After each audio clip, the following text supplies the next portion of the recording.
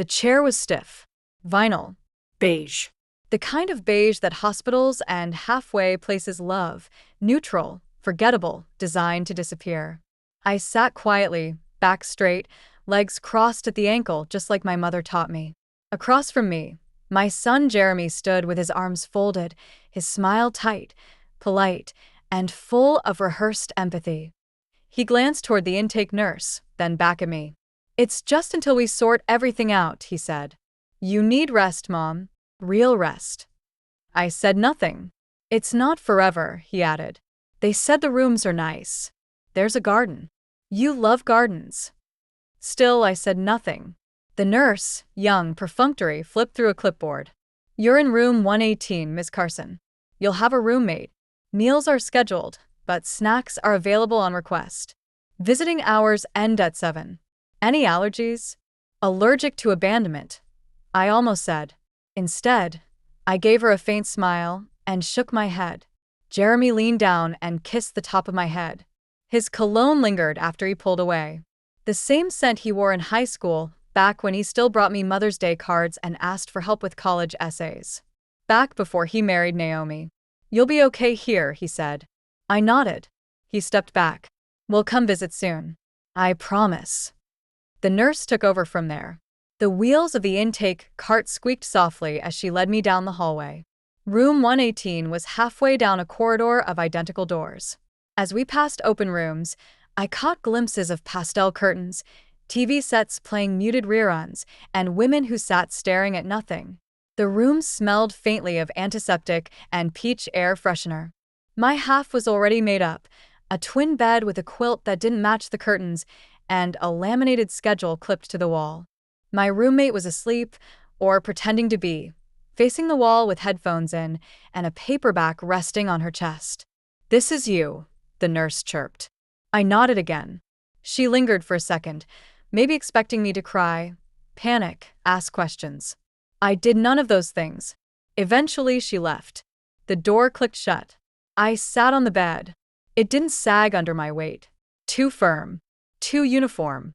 Designed for people passing through, not staying. For a long time, I did nothing. I didn't unpack. I didn't cry. I didn't lie down. I just stared at the laminated schedule. Stretch class at 10. Craft hour at 2. Bingo at 5. Bingo. That word had followed me, like a curse these past few months. Naomi loved to say she could use some stimulation. Some structure. Bingo would be good. As if that would heal whatever imagined decline they thought I was in. They said I needed help. That after the fall, I couldn't be trusted alone in my home. That I was forgetting things. I hadn't forgotten anything. Not the bruises on my hip, not the way Naomi whispered behind my back, not the way Jeremy avoided eye contact when the subject of my house came up. No. I hadn't forgotten anything. I had just chosen silence over conflict. Until now. I reached into my purse and pulled out 2 items. 1, a worn photograph of my late husband, Henry, taken in front of the garden we built the first summer in the house. 2, a note, folded 3 times over, from my neighbor Linda. I opened it again. Just seeing her slanted handwriting steadied my breath. "Elaine saw Naomi speaking with a realtor 2 days ago. They parked across the street from your place. He had a clipboard. I think they're planning something. Just thought you should know." Elle. I folded the note carefully and tucked it back into my purse. I hadn't told anyone I knew. Not Jeremy. Not Naomi. Not the staff. Because unlike them, I knew how to wait. I'd waited through a marriage built on fixing what was broken. I'd waited through a decade of scraping together tuition for Jeremy while working nights at the clinic. I'd waited through 100 storms, financial, emotional, literal, and each time I stood back up. And now they thought they could tuck me into a facility and whisper behind their hands while they plotted. They thought they'd moved me off the board. But I wasn't done playing. That night, I lay on the twin bed with my back to the window. My roommate snored lightly, and the hallway lights cast shadows across the floor. I could hear a TV down the hall, the soft murmur of old game shows. My fingers traced the pattern on the quilt, the stitches uneven in places. I wondered who had made it. Did they know their handiwork was being used here, where people were hidden away under the guise of care. I closed my eyes, not to sleep, but to plan. There was still time. The house wasn't sold yet. And if Naomi and Jeremy wanted a war, I would give them one. But not with shouting, not with guilt, and not with tears. With precision. With patience. With everything they'd forgotten I still had. Before we continue, take a moment to let me know where you're watching from in the comments. And don't forget to like and subscribe to more powerful stories like this one. The next morning, I woke before sunrise. I didn't need to. There was no alarm, no chore, no early appointment, but my body was too practiced in movement to let stillness win. I sat up slowly, my bones creaking in quiet protest, and walked to the window. Outside, the courtyard was empty. The light was that soft gray blue that always comes before the sun decides to show itself. It reminded me of the mornings back on Rosegrove Lane, when Henry and I would sip coffee on the porch in silence, watching the day arrive like an old friend. But that porch, that house, was miles away now. A house I was told I could no longer manage. A house that, if Linda's note was right, was already being shown like it was some open carcass ready for picking. I wouldn't let it happen. Not quietly. Not kindly. Not while I still had my name on that deed. I started the day slowly. Showered. Combed my hair. Put on a soft blue sweater Naomi once called dated, and a pair of pants that still held their shape. I wasn't going to give them the image they expected. The woman fading, losing grip, shrinking. In the dining room, I sipped bitter coffee from a plastic mug and watched the nurses shuffle through charts. Everything here was beige. Even the conversations. They always hovered at the surface. Whether bingo wins, what was for lunch. But I didn't come here to adapt. I came to endure. And to act. After breakfast, I asked for the recreation schedule. Cheryl, the nurse with kind eyes and no time, handed it to me with a distracted smile. Thinking about trying something new, Miss Carson?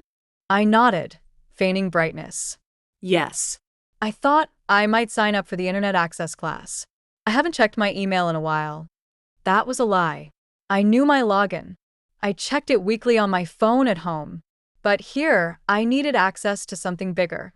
The staff computer room. And more importantly, a printer. Cheryl didn't question it. We can get you on the list. The volunteer runs it every Tuesday and Friday. Lovely, I said. I'll start Friday.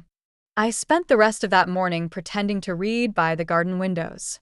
In reality, I was watching who came in and out, staff shifts, nurse rotations, which orderlies took lunch early. I needed to know the rhythm of the place. Timing would be everything. That afternoon, I made my first call. I waited until most of the residents were napping, when the hallway was quieter and the nurses leaned heavier into their breaks. I went to the phone booth near the rec room, the one they thought no one really used anymore. I dialed Florence, my old neighbor. Reliable. Discreet. Elaine Carson. She answered after 2 rings, no surprise in her voice. You read my mind, I said. You read my street, she replied. They were back again yesterday. Naomi with a man in a navy suit. Clipboard sunglasses. Didn't look like family. I swallowed hard. Did they go inside? No. But they peeked through the side gate. Took pictures. I pretended to be weeding so they wouldn't see me watching. Can you do me a favor? You don't even have to ask, Hon. I need someone who knows real estate law. Someone sharp, but quiet. There was a pause. You remember my niece, Lydia? The one who sued her HOA and won. Firecracker Lydia? With the red shoes? That's the one. She just passed the bar. Works under a firm in Midtown now. Specializes in property law. My grip tightened on the receiver. Can you get me her number? I'll text it to you in an hour. She owes me a favor anyway. Florence, I said, trying to keep my voice steady. You may have just saved my home. No, darling, she said gently. You're the one doing that. That night, I sat at the edge of my bed and looked around the small room. My roommate, Audrey, was humming tunelessly in her sleep. A box fan whirred in the corner, masking the creaks of the building. Everything smelled like time stood still. I pulled out a notepad from my bag. It was thin and floral, one I'd kept in the kitchen drawer at home to write down grocery lists and favorite quotes from my novels. I tore out the list I'd started on the back of a napkin earlier and rewrote it, neatly. Speak with Lydia. Confirm deed status. Quietly withdraw Jeremy's name from financial access. List house privately, my way. Choose where I go next. The handwriting was firm, unshaking. And for the first time in a long while, so was I. The next day, Cheryl brought me a message. A Lydia Harper called. Said she's your niece. Wants to schedule a time to visit. My heart stuttered with quiet glee. Yes, tell her Friday morning works. 9 a.m. Great. I'll write her down. Cheryl left. No questions asked. I stood at the window, watching the leaves shift outside. The garden, small and overtrimmed, still managed to bloom in the corners. I could work with corners. I'd done it all my life. Friday morning came quickly. The facility was quieter than usual. Rain tapped against the windows, and most residents stayed curled in their rooms with blankets and lukewarm tea. I, on the other hand, was dressed in a soft gray blouse, slacks, and my leather flats. I hadn't worn them since the move. But today called for something sturdy. Something that made a sound when I walked. Lydia arrived 5 minutes early. She swept through the front entrance with a trench coat and no umbrella, her auburn hair slightly damp from the drizzle, her expression composed but unmistakably alert. The front desk buzzed my room before I even heard the knock. Elaine, she said, voice confident but warm. I nodded, extending my hand. You've grown into that firecracker nickname. She grinned. Florence warned me not to let you charm me into underestimating you. I only use charm when necessary. We sat together in the facility's tiny library, a converted sunroom with 2 armchairs and a sputtering radiator. I had already claimed the corner seat and tucked a manila envelope under a copy of A Tree Grows in Brooklyn. Lydia pulled out a small tablet and notebook from her satchel. Tell me everything, she said. I didn't hesitate. I told her about the fall. How Jeremy and Naomi had insisted I move temporarily while they figured things out. How I arrived at the facility with 2 suitcases and zero say in what happened next. I told her about Linda's note, the real estate flyers, the way my son's voice had changed, no longer soft and loving, but managerial, cold. Like I was a liability in his spreadsheet. They think I'm past caring, I said quietly. But I care. I care enough to fight for what's mine. Lydia nodded, her fingers already typing rapidly. Have you signed anything since moving here? No. No addendum to the deed? No power of attorney revisions? Financial authorizations? I shook my head. I didn't give them the chance. And they didn't ask. Lydia exhaled in relief. Good. That means you still hold every legal right to your home. But we need to act before they make a move you can't reverse. I slid the manila envelope across the table. Inside were copies of my original deed, property tax receipts, and a notarized letter from years ago when Henry and I refinanced. Everything had my name on it. I want to sell it, I said. Quietly. On my own terms. And use the money to choose where I live next. Lydia's expression didn't flinch. You sure you're ready for that step? I've been ready since the moment I realized my son wasn't visiting me. He was managing me. She nodded. Then here's how we do this. For the next hour, she laid out the plan.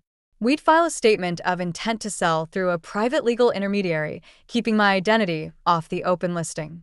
She'd connect me with a discreet agent who specialized in confidential elder-owned properties. We'd lock the house into a soft listing agreement before anyone else could attempt a title claim. But there's one more thing, she said, leaning in. Have you considered what to do if they contest it? They can try, I said, lips firm. But I'm not fighting for their approval. I'm protecting my right to decide how my life ends. Lydia looked at me then, not with pity or even admiration, but recognition. The kind that passes between 2 women who understand the long game. The kind that says, I see you, and I'm with you. By the time she left, we had a timeline. Within 2 weeks, the house would be on the market. Within a month, I'd be free.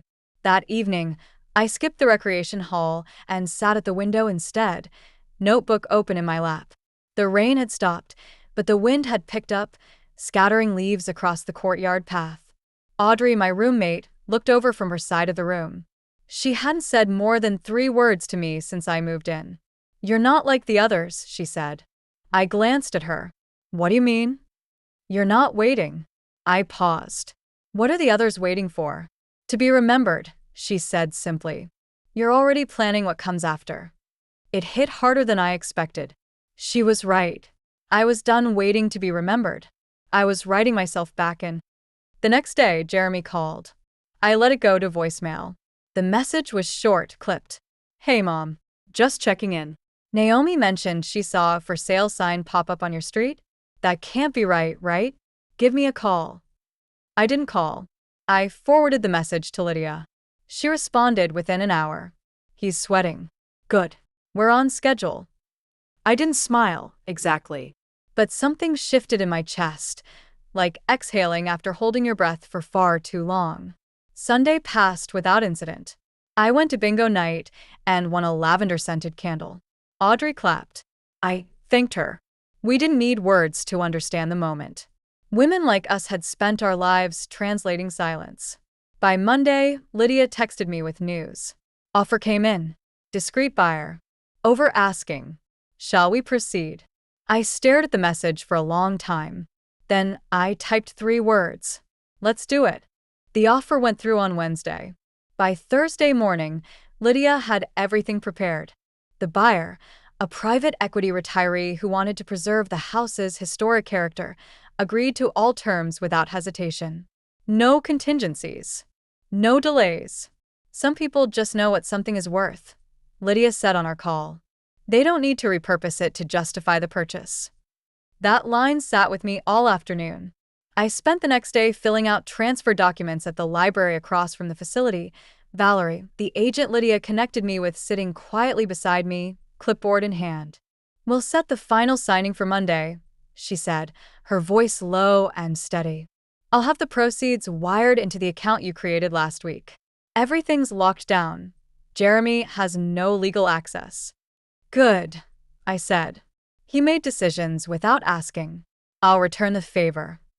That weekend, I stayed quiet. I crocheted in the lounge. I ate all my meals in the dining hall. I even helped Audrey write a letter to her granddaughter. From the outside, I was just another gentle, elderly woman keeping herself busy. But on the inside, I was steel and strategy. Sunday afternoon, the knock came. 3 short raps on my door, sharp, purposeful. I looked up from my book. The hallway was silent. I opened the door, and there he was. Jeremy. He looked rattled. His jaw clenched. His coat, expensive and ill-fitting, still damp from the outside. His eyes scanned the room quickly, like he was expecting someone else to appear behind me. "Can we talk?" he asked. I stepped back.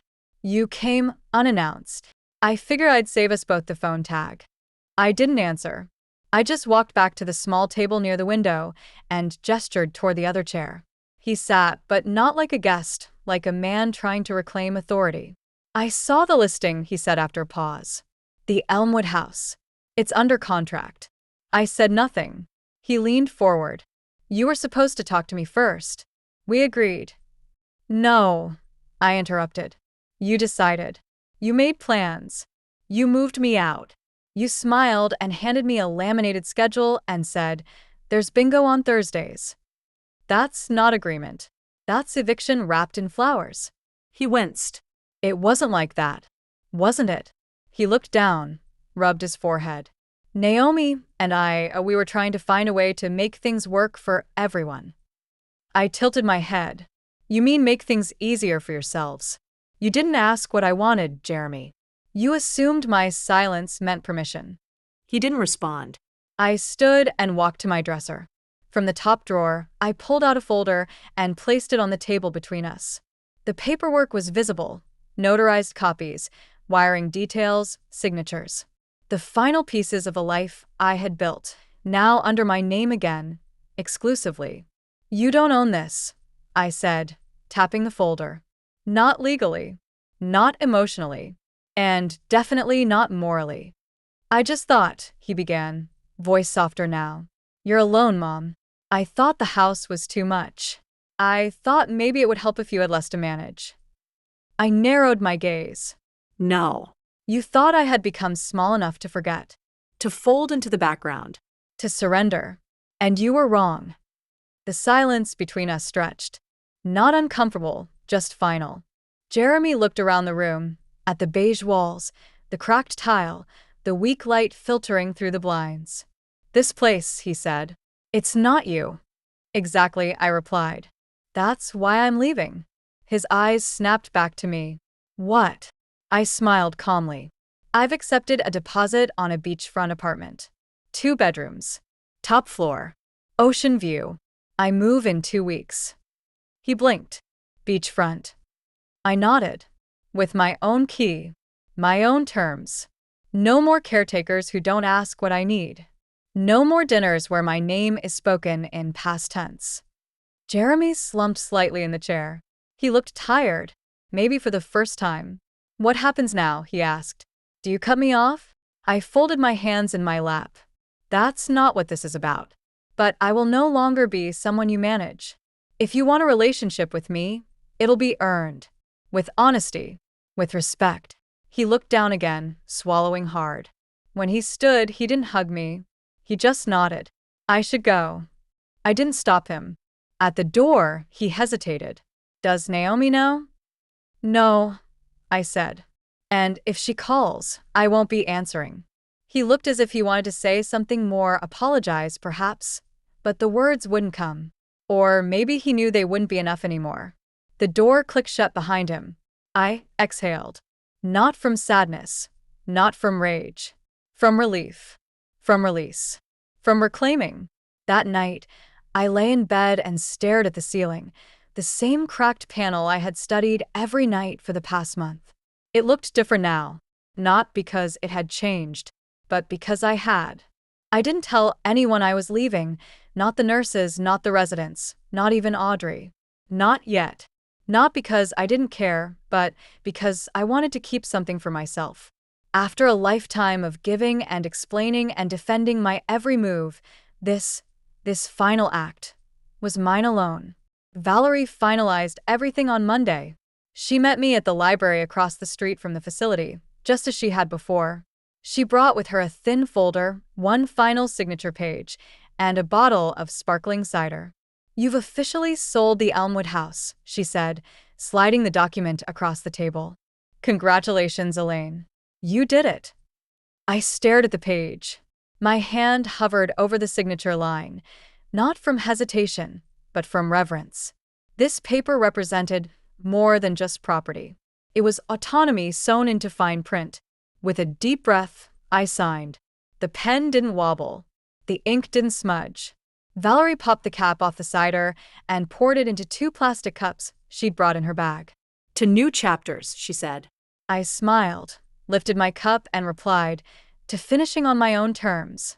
That afternoon, I walked back to the facility with a lightness in my chest I hadn't felt since before Henry passed. It was as if my lungs had been holding stale air for months and had finally found room to breathe again. Inside my room, Audrey looked up from her puzzle book. You're glowing, she said simply. I grinned. I signed the papers. She didn't need to ask what kind. She already knew. When are you going? 10 days. Audrey nodded. You'll miss bingo night. I laughed. It was the first real, full-bodied laugh I'd had in a while. Maybe I'll host one at the beach, I joked. Sea breeze and all. She smiled, then went back to her puzzle, like we'd reached a mutual understanding. This wasn't goodbye yet. Just the start of a countdown. That night, I began sorting what little I'd accumulated. I'd brought so few things with me, yet even here, a person collects. Cards from other residents. Notes from the nurses. A crocheted shawl from the activities room. I folded what I needed into a single suitcase and set the rest aside for donation. Tuesday came with a phone call from Naomi. I stared at the name on the caller ID as it blinked like an alarm bell. I didn't answer. An hour later, I got the voicemail. Elaine, we need to talk. Jeremy told me you sold the house. Is this really what you want? I don't think this is the best choice. I know we've had our differences, but we only ever wanted to help. Please call me. She didn't say we miss you. She didn't say we're sorry. She said we wanted to help, which is what people say when they don't want to admit they benefited from your silence. I saved the message, not to listen to again, but as proof of how little they still understood. By Thursday, the whispers started. Marissa, one of the aides, asked if I was expecting visitors soon. Cheryl casually mentioned she noticed I'd requested a printed bank routing form. And I caught Audrey glancing at my half-packed suitcase more than once. But no one pressed me. They'd seen too many people disappear in the night, shuffled into ambulances or new wings without warning. Maybe they assumed I was next. But I wasn't being taken. I was choosing. I had booked the moving company under Valerie's recommendation. Quiet movers, known for handling high-profile downsizes and discretion. They were scheduled for the following Thursday. And my beachfront apartment? Ready. Clean. Waiting. 2 bedrooms. One for me. One for whatever came next. Maybe books. Maybe guests. Maybe silence that didn't feel like punishment. Friday morning, Lydia came again. She met me in the library, this time wearing jeans and a soft cable-knit sweater instead of her lawyer armor. "How's it feel?" she asked, sliding into the chair. "Like standing up from a long kneel." She smiled. "I brought you something." From her satchel, she pulled out a framed photo. It was a snapshot of the Elmwood house, taken just days before the paperwork went live. The porch, still intact. The paint still soft green. The wind chimes I had forgotten about swinging in the frame.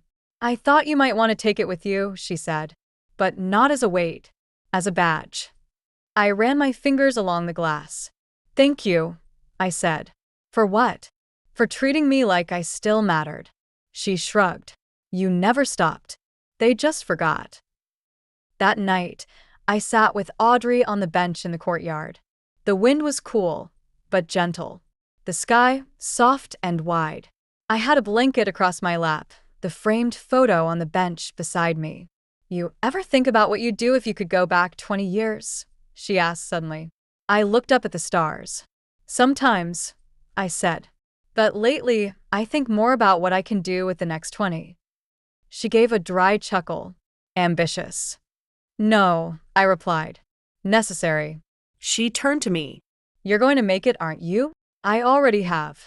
By Saturday morning, the finality had begun to set in, not like a wave, but like a gentle tide. Each hour carried something out with it. Old routines, the hum of the dining hall, the soft creak of the common room rocking chairs, the scent of powdered soup packets. Pieces of a life I never asked for, quietly fading. I packed the last of my things into a single suitcase. The framed photo of the Elmwood house went at the very top. I zipped it slowly, like closing a chapter I'd never expected to write. Jeremy hadn't called since our confrontation. Naomi hadn't either. Their silence didn't hurt. Not anymore. It just confirmed what I'd always known deep down. I had been easy to love when I was useful. When I folded laundry during visits. When I passed down recipes. When I nodded through unkindness for the sake of keeping family peace. But love that vanishes the moment you say no wasn't love at all. And I had said my first real no. Monday morning, Cheryl caught me in the hallway. "Miss Carson," she said gently, "I heard from Marissa at the front desk that you're being discharged Thursday. Is that true?" I nodded. "Do you mind if I ask, is everything okay?" I paused, then smiled, not the polite kind, but the kind with a sharp edge. "Everything's finally okay." She blinked. "That's wonderful. We don't often see residents leave like this. On their own terms. Maybe that's the problem." Her expression changed then. Not pity, not confusion, but admiration. She reached for my wrist and gave it a quick, firm squeeze. "I hope it's beautiful, wherever you're going." I nodded. "It will be. Because it's mine." That afternoon, the lawyer's statement arrived, a notarized verification of the sale and a closing confirmation for the property at 224 Elmwood Avenue. I stared at it for a long time, rereading the line where my name stood alone on the seller's signature. No cosigners. No children. Just Elaine Margaret Carson. There was a strange sort of grief in it. Not sadness, but something adjacent. Like saying goodbye to a version of yourself who had spent her whole life giving, pleasing, adjusting, without ever stopping to ask what she wanted in return. I folded the letter carefully and tucked it into a plain envelope. On the outside, I wrote Jeremy's name in clean, steady script. Not to my son. Not with love. Just Jeremy. Because the woman who once packed his lunches and taped, "You'll do great" notes to his math books wasn't writing this letter. This came from the version of me they tried to discard and couldn't. The letter. Jeremy, this will likely arrive before I do, but I want you to hear it from me. The house has been sold. The proceeds are mine. Not because I needed them, but because I earned them. Because every shingle on that roof was nailed down by sacrifice. Because every coat of paint came from weekends skipped, vacations postponed, pleasures passed over. Because I built a home from nothing and then watched you try to dismantle it, quietly. You told yourself it was about care. But true care doesn't sound like you don't need that much space anymore. It doesn't arrive in the form of laminated pamphlets and facility tours without invitation. True care listens. True care asks. You didn't ask. And I didn't resist, not at first. Because women like me are taught to be grateful for crumbs, even when we baked the whole cake. But I am not angry anymore. I'm awake. And I've realized something no one taught me when I was folding your tiny socks and skipping lunch so you'd have enough snacks for your field trip. That I do not need to be essential to anyone in order to be whole. And I will not shrink myself again to fit inside your life. I hope your daughter never learns silence the way I did. I hope she speaks. And I hope you listen. Take care of your family. Truly care for them. Not because it's convenient, but because it's right. Mom. I sealed the letter and handed it to Cheryl at the front desk. Could you see that this is mailed? I asked. Of course, she said, slipping it into the outgoing tray. I turned to walk away, and then paused. He has a daughter now, I said softly. Cheryl raised an eyebrow. Will she know you? I don't know, I replied. But if she ever asks who her grandmother was, I hope someone tells her I wasn't just a woman who disappeared quietly. That night, I sat outside in the courtyard one last time. Audrey shuffled out and joined me, wrapped in her thick purple shawl. It's almost time, huh? I nodded. Thursday morning. Movers come at 10. She looked out at the darkening sky. You know, it's funny. People always say we disappear in these places. But you? You left footprints. I chuckled. Didn't mean to. But you did. The kind that don't wash away. A breeze moved through the hedges. The stars were out, timid at first, then brightening with each passing minute.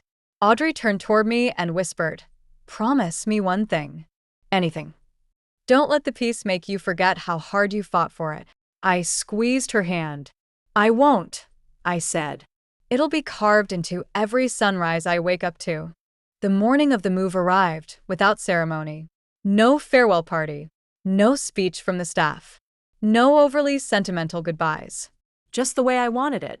I was up before dawn, dressed in a sea green blouse and soft slacks. Nothing too formal, but clean, comfortable, and mine. I folded my knit cardigan over my arm and looked around room 118 one last time. The twin bed, the beige walls, the faint smell of antiseptic and talcum. It had all been temporary. A holding cell disguised as a retreat. Audrey stirred behind the curtain and peeked over, squinting through sleep. You going? She asked, voice raspy. I nodded. Moving trucks on its way. She pushed herself up on one elbow. I'd get up and hug you, but then I'd cry. And I'm not crying in a place that serves tapioca with a ladle. I laughed. We both knew that was her version of a heartfelt send-off. Take care of yourself, Audrey. You too. And if you find a place with real coffee and no beige, save me a spot. I will. She laid back down and gave a half salute. Now go before I ruin this. I wheeled my suitcase quietly into the hallway. Cheryl was already at the front desk, holding a clipboard and a to-go cup of coffee. For you, she said, handing it to me. Real coffee. Brought it from home. I blinked, touched. You didn't have to. I did, she said. Because people like you remind people like me that we're not just keeping patients comfortable. We're watching lives change. And sometimes we get to witness someone take theirs back. I clutched the cup, warm against my palms. Thank you, Cheryl. For everything. She waved the clipboard. Exit forms all set. You're officially discharged. But I hope someday you write a book about this. I gave her a wry smile. I'm more of a letter writer. Outside, the air was crisp, salt-tinged, alive. The moving truck was already parked near the entrance, small and efficient. Just enough to carry the few things I had salvaged and the life I was building. Valerie stood beside it in jeans and a denim jacket, hair pulled back, sunglasses perched on her head like she belonged in a coastal real estate magazine. Right on time, she said. I handed her the clipboard. All signed. The movers took over, quiet, professional. I didn't have much. But what I did have mattered. My quilt, the photo of the Elmwood porch, the last 2 books Henry gave me, the linen curtains that never matched but always felt like home. Everything else? Left behind. I climbed into the passenger seat of Valerie's car. She'd offered to drive me to the apartment personally. Figured this was more than a move, she'd said. It's a crossing. She wasn't wrong. The drive was slow and winding. We passed neighborhoods thick with history, familiar streets that had watched my life unfold in whispers and milestones. And then, as we crested a gentle hill, the sea appeared, wide, sparkling, waiting. My new apartment was on the east side of a weathered beachfront building. Sandstone bricks. Blue shutters. Nothing flashy. Just charm and quiet dignity. The door to Unit 3 be open to sunlight. So much sunlight. The movers set down my things, and I guided them wordlessly. Quilt on the bed. Books on the shelf. The Elmwood photo by the balcony door. Curtains fluttering already. When they left, Valerie lingered in the entryway. You okay? I stood in the middle of the living room, surrounded by boxes, and nodded. I'm not just okay, I said. I'm home. She smiled. Then I'll leave you to it. As she stepped out, I called after her. Valerie. Yeah. If anyone calls asking where I went. I never heard of you, she said and winked. Later that afternoon, I stood barefoot on the narrow balcony, holding my coffee in one hand, my phone in the other. There were 3 missed calls from Jeremy. And a single text. You really did it. Where are you? Mom, please. I didn't reply. I opened the email Lydia had sent with the full transaction summary, scrolled down to the bottom, and clicked download. Then I tapped the camera app and took a photo of my view. The ocean stretching endlessly ahead, the sky streaked with soft blue and gold, my quilt barely visible through the sliding glass door. I attached both files and typed a short message. I'm not lost. I just decided to be found somewhere else. Then I hit send and turned my phone off. That night, I lit a single candle on the kitchen counter. I made myself a modest dinner, rosemary chicken and steamed carrots, not from a microwave tray, but from fresh ingredients I picked up on the walk over from the corner market. I ate slowly, deliberately, not because I had nowhere to be, but because every bite was mine. After dinner, I sat in the reading chair by the window. The framed photo of the Elmwood porch sat next to a brand new frame, this one empty for now. I planned to fill it with something new, something from this next chapter. And just as the stars began to appear over the dark sea, I pulled out a fresh notebook. The first page read, "For the women who weren't erased, but simply paused. May they remember who they were before the silence. May they write louder now." The first week in the new apartment felt like waking from a long, dreamless sleep. Everything was quiet, intentionally quiet. No intercom reminders for medication. No plastic trays clattering down halls. No one calling me sweetie or hon. Just the sound of waves brushing the shore, seagulls arguing over bread crusts, and the occasional wind that swept in through the open balcony door. I learned the rhythm of the tides before I learned my neighbors' names. That was the order I preferred.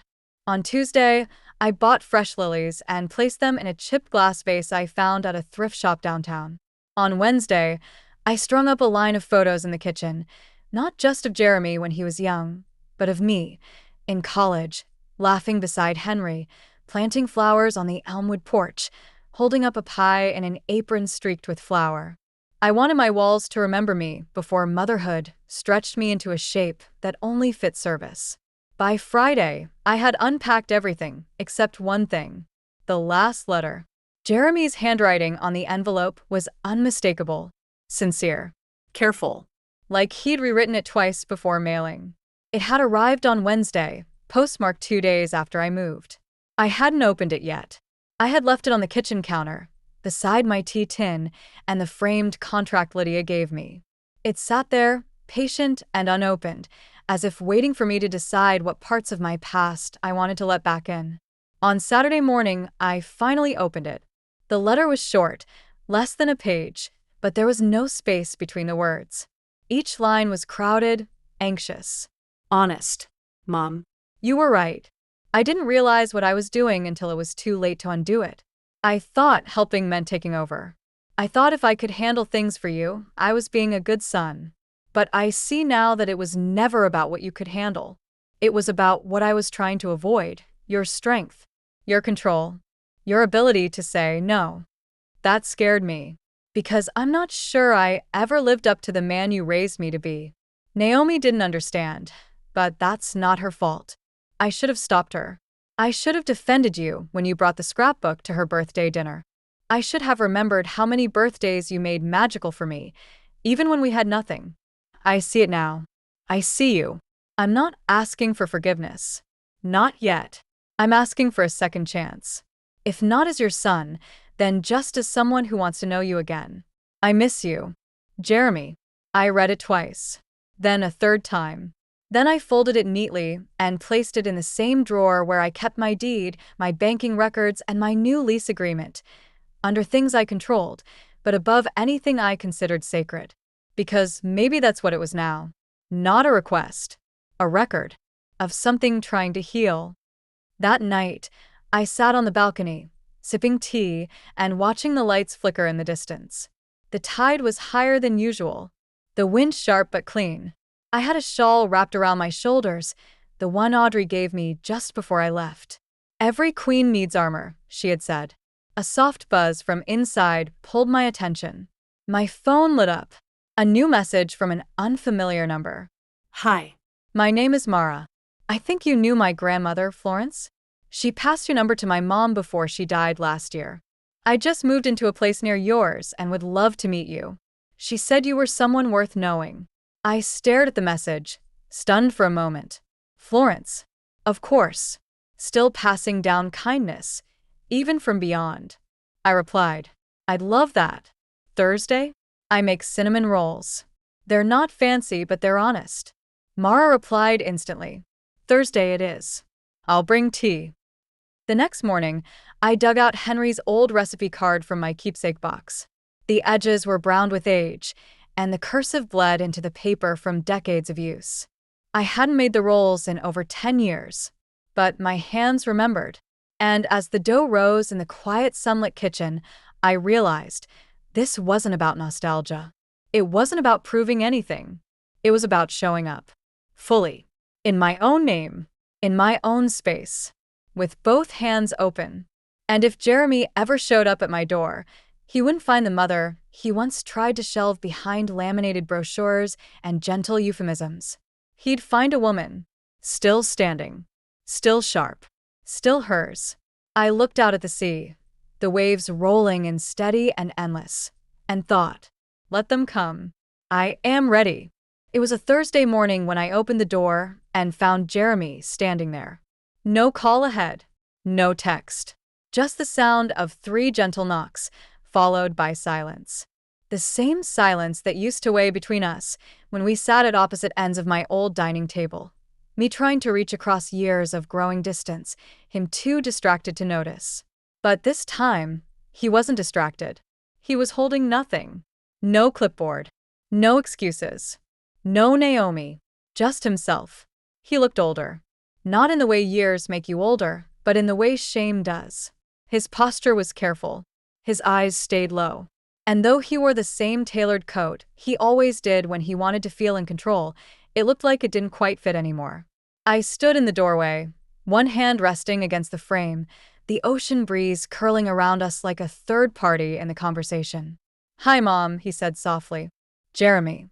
He looked past me briefly, toward the faint smell of cinnamon in the air and the light pouring into the kitchen. "I didn't know if you'd answer. I didn't know if you'd knock." He nodded once, accepting the edge in my tone. "I'm not here to reclaim anything," he said, raising both hands slightly. "I know what I lost." I stepped aside. Not an invitation. Just space. He walked in slowly, his steps tentative. He looked around as though stepping into a memory that belonged to someone else. The linen curtains billowed gently. A small ceramic bowl of lemons sat on the counter. My quilt, folded over the couch, still carried the scent of lavender. "It's beautiful," he murmured. "It's mine," I said. Not to correct him, but to remind us both of the cost. He nodded again. I moved to the stove, where 2 fresh cinnamon rolls rested on a ceramic plate. I slid one toward him without a word. He sat quietly and took a bite. The silence stretched. This time I let it. "Finally," he said, "I've started seeing a counselor." I looked up. He cleared his throat. "After your letter. After the sale. After everything, really." It made me look at things. Look at myself. I raised an eyebrow, still unsure what to say. He continued, "Naomi and I are not on the same page anymore. Haven't been for a while. But I let her lead because I didn't want to deal with the truth, that I was scared of how strong you were, that I resented it."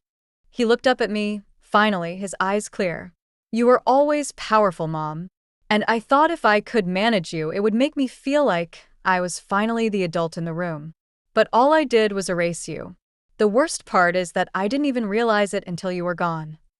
I sat down across from him. "I didn't leave to punish you," I said calmly. "I left to find myself again. I know. You didn't fail as a son because you made mistakes. You failed because you stopped listening. You forgot that I wasn't an obstacle. I was the reason you had a head start." His lip trembled slightly, and he nodded. "I think I forgot who raised me," he whispered. I studied him for a moment. This wasn't the boy I raised. But maybe, this was the man he had to become to meet me as an equal. "Do you want a second chance?" I asked. He looked up, hopeful. "Yes." "Then you'll start by showing up with nothing to offer but your time. I don't need apologies. I don't need explanations. I need consistency. I can do that. And," I added, "you will not try to fix anything. You will not speak on my behalf, or decide what's best for me. You will simply be." He let out a breath. "Okay." We sat in quiet again. Not awkward, not strained, just quiet. "Can I ask you something?" he said. "Go ahead. Why didn't you tell me you were planning all of this?" I took a slow sip of tea before answering, because it was the first thing I'd done in decades that wasn't for someone else. He nodded. "I understand." And I think he did. He didn't stay long. When he left, he hugged me, not the quick, distracted kind, but a steady, firm embrace. I didn't return it at first, but eventually my arms found his. Not to comfort, not to forgive, to acknowledge. When the door closed behind him, I exhaled. I wasn't trembling. I wasn't sad. I didn't rush to relive the moment or second-guess the words I'd said, because I had nothing to regret. That evening, I opened the bottom drawer of my writing desk and placed his letter there, beside the first one he'd sent. I added a sticky note to the front. Proof of progress. I didn't know if he'd become the son I'd once hoped for, but I knew I'd become the woman I needed to be. And maybe that was the only victory that truly mattered. It's been 4 months since I left the facility. For months since I traded laminated schedules and hallway wheelchairs for sea air, ceramic mugs, and silence I chose. Not silence imposed. Not the kind that happens when people forget to ask how you're really doing, but the kind that tastes like peace. Like rest after a long walk uphill. Today, I woke to the sound of waves brushing the shore below my balcony. The morning light spilled across the quilt, golden and familiar. I brewed my coffee slow, the way Henry used to do, French press, 2 sugars, no apologies. The kitchen smelled like cinnamon and salt. The ocean doesn't ask me to explain myself. It doesn't care how old I am or what mistakes I made. It just moves. Constant. Honest. Unafraid. Some days I sit on my little balcony and write. Not for a publisher. Not for Jeremy. Not even for Audrey, who still sends me postcards from the facility, scribbled in shaky handwriting. Just for me. Stories. Memories. Thoughts I was once too tired to say out loud. I write about the first time I held Jeremy and how small his hands were. I write about painting the Elmwood porch while pregnant and humming old Motown under my breath. I write about the day Naomi brought over that first brochure, how it felt like being handed my own obituary. And I write about the quiet, the radical, holy quiet that comes when you reclaim a life they tried to retire without your permission. Sometimes I still hear from Jeremy. He doesn't call much. Not yet. He sends messages instead. Updates. Photos of the baby. A blurry snapshot of the quilt I made years ago now spread across her crib. A short video of Hannah babbling nonsense and tugging at the camera lens. One message read, "She smiles when she hears your name." That one made me cry. Not from sadness. From return. He visits every few weeks now. Not as a son coming to check a box, but as a man showing up, empty-handed, willing to sit beside me and say nothing if nothing's needed. That's the real healing. Not the apology. The presence. The first time he brought Hannah, she was teething and miserable. He looked overwhelmed. I watched him bounce her on his hip, a burp cloth slung over his shoulder, exhaustion in his eyes. And for the first time in years, I saw him again. Not the man who tucked me into a facility, but the boy who once cried when his toy fire truck broke, who sat at the table while I helped him memorize multiplication tables, who asked if I would still love him when he turned 18. I saw him. And I finally understood what Florence meant when she once said, "You don't stop being their mother. You just learn to love them with open hands." My apartment is small. 2 bedrooms. Faded wood floors. A fridge that hums louder than it should. But it is mine. I hung new curtains last week, blue and white, like waves and foam. I planted herbs on the balcony. Rosemary, thyme, and mint. Some mornings, I sit outside with a pair of scissors and clip fresh leaves for my tea. That's freedom. Not travel. Not riches. Not attention.